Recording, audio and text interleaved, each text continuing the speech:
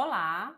Hoje nós vamos ter a aula teórica com relação ao treinamento para a realização de cirurgia de alta frequência, o CAF.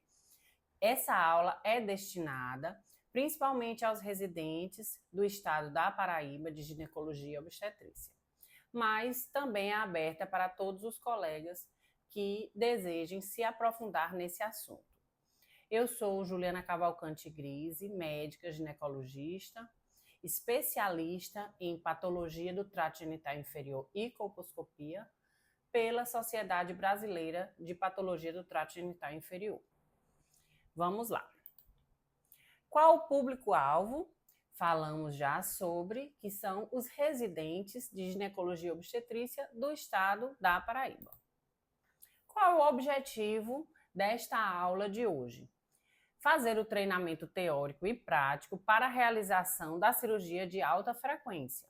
Então, hoje nós não vamos aprender sobre nomenclatura colposcópica e não vamos aprender a realizar colposcopia, apenas a fazer a preparação para a realização da cirurgia de alta frequência. Vamos lá começar pela nomenclatura. O termo CAF, ele quer dizer cirurgia de alta frequência, mas ele também pode ser chamado em outras regiões do país como conização, traquelectomia ou ainda ele pode ser chamado de LIP. Em que consiste essa traquelectomia, né? Traquelectomia é a retirada de uma parte do colo do útero que está com a lesão de alto grau, uma lesão de HPV de alto grau, uma NIC dita NIC 2-3, tá? Então, a traquelectomia nós podemos realizar, é um termo um pouco mais amplo, e nós podemos realizar com ou sem CAF, que é realmente o termo utilizado mais nas cirurgias oncológicas, tá? Então, aqui a traquelectomia, aqui na primeira imagem, vocês estão vendo aqui em que consiste a retirada total do colo do útero, né? Aqui está circulado e aqui como fica o aspecto cirúrgico, né? Do pós-operatório, tá? Então aqui o cirurgião, né? Segurando aqui o colo do útero, o corpo do útero e fazendo a sutura no coto aqui de onde era o antigo colo de útero, tá? Então, na verdade, é uma cirurgia bem mais ampla, bem mais complexa do que simplesmente o CAF, que é a cirurgia de alta frequência, que é apenas retirada de uma parte do colo do útero. Então, a traquelectomia, muitos cirurgiões oncológicos, eles pedem, antes de fazer a traquelectomia, que a gente realize o CAF. Para quê? Para saber se tem alguma lesão invasora. Porque se tiver alguma lesão invasora, a gente não pode fazer a traquelectomia, tá certo? Com relação à nomenclatura colposcópica. Então, aqui alguns termos, né, usados aí na nomenclatura colposcópica, né, que a gente vai precisar se familiarizar para fazer a cirurgia de alta frequência. Então, a junção escamocolunar, a última glândula, a zona de transformação, que é uma zona, é uma área entre a última glândula e a junção escamocolunar. E é nessa área que a gente vai trabalhar, na zona de transformação. Os achados ditos anormais, né? E os achados com suspeita de invasão, que aqui pela figura você vai ver que é essa parte rósea, aqui quando ele está invadindo aqui a área da derme, tá? Aqui, primeiramente em azulzinho, que são as células normais, o HPV invade, vai para a camada basal e aí vai se multiplicando e, por fim, se não for realizada a cirurgia de alta frequência, há a invasão aqui da camada basal, que são essas células róseas, e vai formar o câncer invasor. Então, quem é que é o mais importante? Quem é desses que eu falei anteriormente? O principal que você deve identificar na sua colposcopia, antes de fazer a cirurgia de alta frequência, é a junção escamocolunar. Através da identificação da junção escamocolunar é que a gente é que a gente vai fazer a identificação dessa área, né, dessa zona de transformação. Então, a identificação da junção escamocolunar, ela vai determinar que tipo de cirurgia de alta frequência é que a gente vai realizar, tá?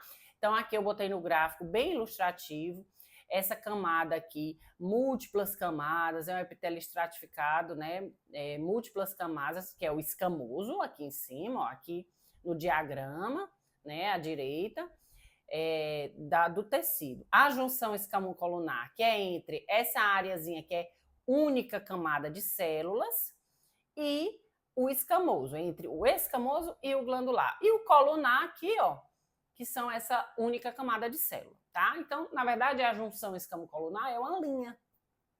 Ela é uma linha entre o epitélio escamoso pluriestratificado e o epitélio glandular, o colunar, que é uniestratificado, só tem uma camada de células. Vamos entender um pouquinho aqui sobre a EZT, que é a exérese da zona de transformação. Então, a gente tem a exérese da zona de transformação do tipo 1, do tipo 2 e do tipo 3. Vamos compreender um pouquinho mais. Então, aqui, toda essa aula ela foi baseada, né, no INCA, o protocolo de rastreio de câncer de colo de útero e as recomendações oficiais do Ministério da Saúde. Então, aqui do tipo 1 se diz que é até 1 centímetro do canal. Então, você vê aqui que nessa primeira imagem da esquerda, a junção escamocolunar, ela é completamente ectocervical e ela é totalmente visível. Então, a gente classifica, a gente determina que a cirurgia de alta frequência ela seja do tipo 1, que é quando a gente pode entrar até 1 centímetro do canal. Por quê que é suficiente? Porque a gente não está vendo a junção escamocolunar, que é a grande estrela dessa nossa cirurgia. Então, se nós estamos vendo, a gente vai fazer uma exérese da zona de transformação do tipo 1, apenas 1 centímetro entrando no canal.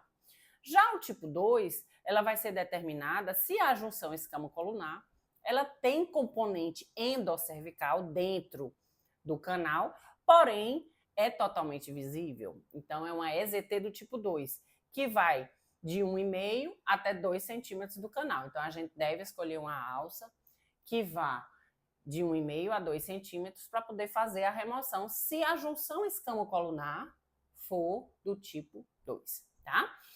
E a do tipo 3, que tipo de exérese é esse? É quando a junção escamocolunar ela não é visível. Então, junção escamocolunar não visível é a cirurgia de alta frequência que a gente tem que fazer com maior profundidade, que é do tipo 3, que é entre 2 e 2,5 centímetros de profundidade, tá? Quando a gente retira a peça do CAF, a gente tem a primeira medida, que é a longitudinal, né, que ela mede ali o tamanho total da lesão. A segunda medida já diz essa resposta aqui que a gente quer, que é quanto de lesão que a gente tirou, quanto de colo de útero que a gente conseguiu tirar ali do canal, certo? Então, você pode me perguntar agora, e entre 1 e 1,5?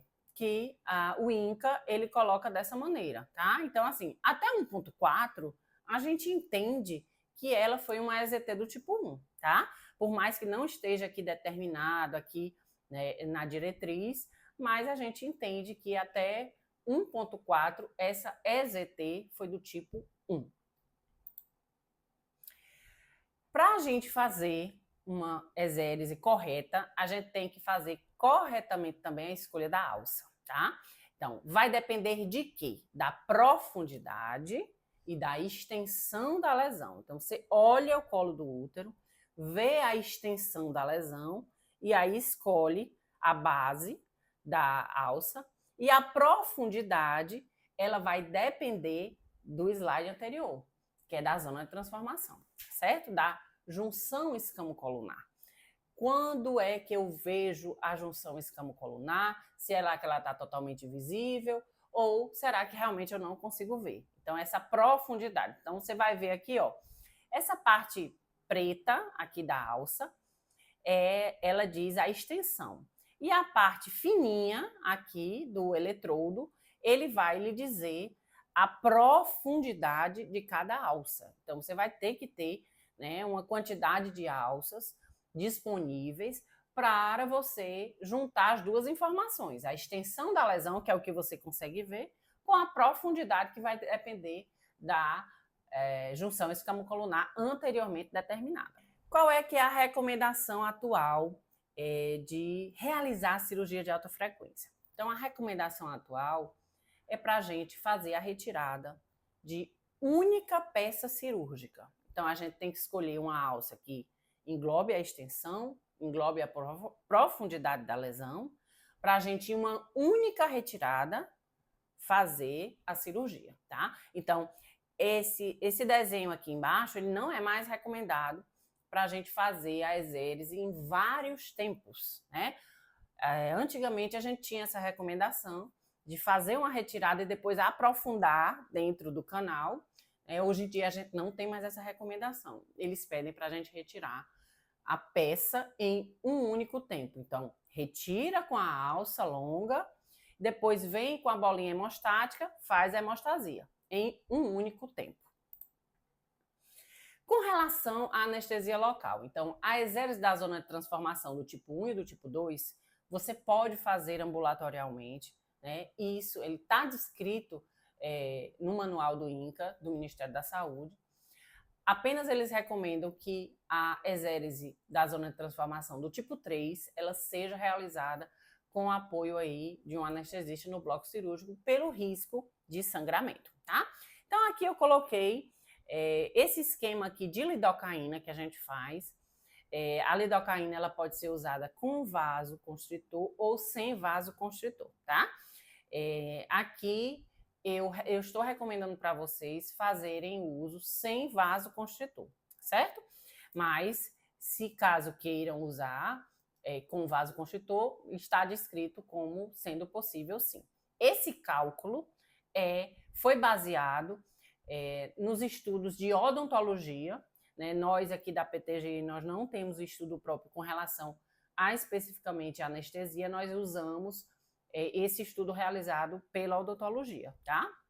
Então, depois de todo esse cálculo aqui que eu estou mostrando, a base são, a cada 60 quilos, eu posso injetar 12 ml de lidocaína sem vaso, tá? Então, a cada 10 quilos, eu posso injetar 2 ml. Então, vamos lá. Você está com uma paciente que tem 50 quilos. Então, se eu disse que a cada 10 quilos é 2 ml, então, se são 12 ml para 60 quilos, 50 quilos você diminui 2. Aí ficam 10 ml, compreendeu? Mesma coisa para cima. A paciente tem 70 quilos, por exemplo. Eu tenho 60 quilos, 12 ml, então eu vou somar 2 ml aqui na parte aqui da lidocaína, que vai ficar para uma mulher de 70 quilos, 14 ml. Compreendeu? Então, basicamente, a cada 10 quilos que a mulher tem, você pode injetar 2 ml nesse colo de útero. Pronto, vamos lá. Então, os locais que a gente deve fazer aí a aplicação da lidocaína. A aplicação da lidocaína com a seringa de aplicação de intramuscular, né? Aqui não tem um músculo, vai ser diretamente na mucosa, tá? Esses locais aqui que eu tô mostrando no slide, que corresponde às 3 e às 9 horas, eles não recomendam que seja injetado nesse local. Por quê? Vamos ler aqui o que o slide diz. A irrigação arterial do colo do útero é derivada das artérias ilíacas internas, através dos ramos cervicais e vaginais das artérias uterinas. Isso aqui é a anatomia. Os ramos cervicais das artérias uterinas descem na parte lateral do colo do útero e entram nas posições 3 e 9 horas. Então, a gente não pode injetar o líquido, a lidocaína, às 3 e às 9 horas do colo de útero. Então, a gente deve fugir desses locais, tá? Então, de preferência ali, você aplica às 10, 2, 4 e 8 horas, tá? Dividindo ali em 4, e eu não recomendo que você injete a totalidade da lidocaína que aquela paciente tem direito. Então, uma paciente de 60 quilos, eu não recomendo que você coloque a totalidade da lidocaína, que são os 12 ml. A gente faz, por exemplo, 2 ml para uma paciente de 60 quilos em cada ângulo, o que totaliza 8 ml. Então, ainda sobra 4 ml para, durante o decorrer da cirurgia, se a paciente apresentar algum desconforto, eu ainda ter esses 4 ml para injetar ali naquele colo de útero. Então, vamos aqui para o passo a passo para a realização desse CAF, né? Já compreendemos, classificamos, agora vamos para o passo a passo para finalmente fazer a cirurgia. O paciente fica na posição ginecológica, eu quero que vocês observem esse slide. Aqui nas fotos de cima, nós temos as mulheres na posição ginecológica que está pisando no apoio, tá? E aqui no slide de baixo, aqui nas figuras de baixo, nós temos uma mulher que está apoiando, né, a fossa poplítea, aqui no apoio, aqui na posição ginecológica. Então, dessa maneira de cima da imagem, a mulher ela tem uma liberdade muito maior para mexer as pernas. Então, você lembre que essa cirurgia está sendo feita com a mulher acordada. Então, se ela sentir algum desconforto, tiver algum medo e tiver na posição de cima dessas figuras de cima, ela automaticamente vai fechar as pernas. E isso pode ser muito prejudicial para você que está operando. Na verdade, eles não determinam qual é a melhor posição ginecológica. Eu estou te aconselhando para fazer na posição de baixo, que é uma posição que ela dificulta bem mais a mulher fechar as pernas na hora da cirurgia. Porque como ela tem um apoio ali na fossa poplítea, dificulta mais realmente esse movimento do fechamento das pernas. Então, você tem um tempo de reação maior, por exemplo, não queimar em local indevido ali na cirurgia da paciente, tá? Então, preparação da colposcopia, gente. A colposcopia, ela deve ser feita antes da realização da cirurgia de alta frequência. Aqui a mesinha que vocês já conhecem, com o espéculo aqui, com o acoplador para o aspirador, a Cherron, gaze, ácido acético a 3% e o Lugol de 2 a 5%. Aqui embaixo nós temos a lidocaína que já está preparada, aqui 4 ml em cada seringa. O tampãozinho aqui tá o branquinho aqui do lado do Lugol. E aqui de verde, aqui à direita, nessa seringa está a solução de Moncel, que é uma solução que vai fazer ali a vasoconstrição imediata logo após a cirurgia. Bom, então aqui nós vamos... São fotos de uma paciente minha, que a gente fez a cirurgia de alta frequência. Aqui nessa figura da esquerda, eu estou mostrando já o espéculo acoplado com o aspirador. E na transversal, a gente colocou um novo espéculo sem acoplador, um espéculo comum, que a gente usa para fazer atendimento ginecológico. Esse espéculo ele serve para proteger as paredes laterais, para caso a paciente se movimente ou você, na hora da cirurgia, estiver retirando a alça, não bater nas paredes vaginais e aí causar um acidente, tá? Então, aqui vai rodar o primeiro vídeo.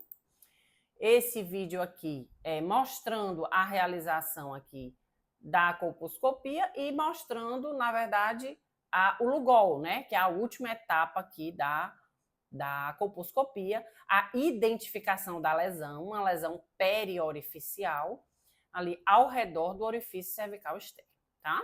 Depois de feita a colposcopia, a gente ajusta.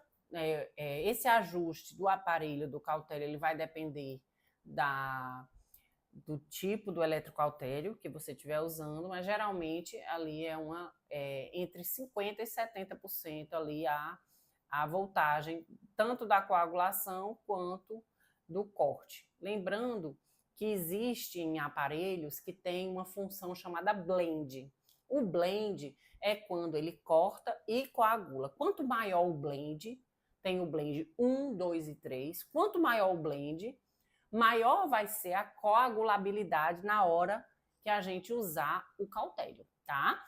É ótimo para nós que estamos operando, mas para o patologista dificulta mais porque ele queima mais as bordas da lesão.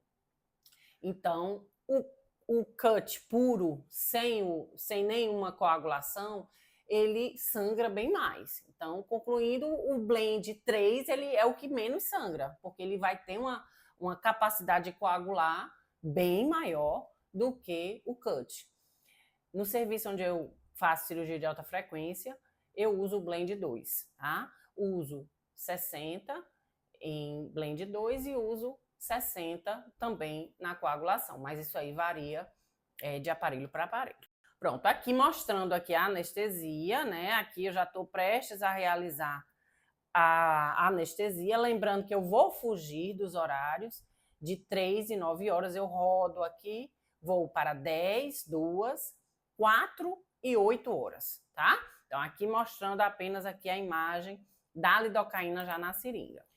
A escolha da alça, que a gente já conversou sobre isso, né, de acordo com a extensão e com a profundidade, e vai depender também do tipo de EZT. Pronto. Proteção do colo, né? Existe uma descrição na literatura do espéculo revestido com um preservativo masculino, para também proteger as paredes vaginais, mas, de fato, como é uma substância muito fina, né, o látex, quando a gente chega com essa bolinha queimando muito próximo do látex, ele tende a queimar também. Então, na verdade, é uma proteção extremamente relativa, né? Mas existe essa descrição na literatura, caso você queira, em alguma situação, usar, né? Tem que cortar ali a ponta do preservativo masculino e vestir no espéculo com o acoplador e abrir o espéculo. A gente faz muito mais comumente como essa imagem da direita, que é com o espéculo comum na transversal. Tá? A gente coloca o espéculo com acoplador, abre, depois coloca na transversal o espéculo comum. Ajuste do coposcópio. O coposcópio também vai depender bastante do coposcópio que você vai ter acesso, tá? Os coposcópios de aumento único, não tem jeito. Você vai ter que operar naquele aumento, que é o aumento de 16 a 20 vezes, varia também de acordo com os coposcópios. Mas o ideal seria você operar num aumento menor, um aumento, por exemplo, de 10 vezes, que é esse que eu estou mostrando aqui na imagem, que é o 2. O 1 é aumento de 6 vezes, o 2 é aumento de 10 vezes e o 3 é aumento de 16 vezes nesse aparelho, tá? Então, aqui o 2, ele não é adequado para a realização de colposcopia, mas ele é adequado para a realização da cirurgia de alta frequência. Por quê? Porque eu consigo ter noção das paredes vaginais. Então, ele dá um aumento mais longe e a gente consegue ver, ter noção das paredes vaginais para evitar justamente os acidentes, né? A gente tirar a alça e não bater ali, encostar na parede vaginal, porque você não está vendo quando o aumento está perto demais, tá? Então, recomendo que você faça a cirurgia com um aumento um pouquinho menor do que o aumento usual, que a gente usa geralmente para fazer colposcopia. Aqui nesse slide, gente, a gente tem já a realização da própria cirurgia de alta frequência, né? Que não deu para ver muito bem, mas já estou realizando aí. Já estou com a alça, né? A alça longa para fazer a retirada da peça única. Ó, a peça aí já veio aderida aí com a alça, tá? Coloca imediatamente dentro do formol. E aí a gente já vai trocar essa alça longa, aí o aspecto que fica logo após a cirurgia de alta frequência. A gente já vai trocar essa alça pela alça hemostática, tá? Então, a hemostasia, vamos olhar aqui como é feita. É feita com a bolinha, né? E a gente vai queimando, inicialmente, a gente queima as bordas, a periferia da lesão, tá? Depois de queimar a periferia da lesão, é que a gente vai, a depender, ajustar aí a parte interna da lesão. Aí o aspecto, né, nesse próximo slide, como ficou, essa imagem desse colo. A gente iniciou a queimagem, então, das bordas e finalizou ali queimando o mínimo possível na parte central, para não haver estenose do colo do útero, tá? Que é uma das complicações que a gente pode ter no pós-CAF imediato. Finalização, a gente finaliza aqui com a solução de Moncel, aqui colocamos na seringa e despejamos diretamente na ferida cirúrgica. Veja aqui que eu estou introduzindo um tampão. Veja como eu estou introduzindo. Introduzi o tampão pela lateral do espéculo. A retirada desse tampão, ela deve ser pela paciente, mas eu quero que vocês observem aqui como foi introduzido esse tampão. Veja só. Com a mão esquerda, eu vou retirando o espéculo e puxando.